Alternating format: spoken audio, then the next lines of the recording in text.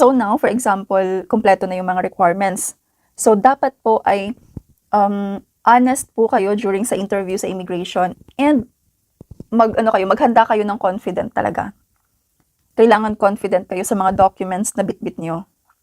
Kasi kapag wala kayong confident and sobrang natatakot, kinakabahan, mixed emotions kayo doon sa immigration during sa interview, hindi nyo na nasagot ng maayos, hindi na nag-match yung mga sagot nyo sa mga documents nyo, possible na yun yung magiging dahilan na mag-undergo kayo sa secondary inspection and hahanapan kayo ng kung ano-anong mga documents. And possible na yun yung magiging reason na ma-offload kapag, for example, naghanap sila ng wala dito, wala doon ng mga documents. Isipin natin na, bakit ako ma-offload? Kumpleto naman yung requirements ko. Yung parang isipin natin na walang reason para ma-offload kasi kumpleto yung documents. And legal yung purpose of travel, legal yung mga documents natin, and genuine yung purpose of travel natin. So, yun yung isipin nyo. Walang reason para ma-offload.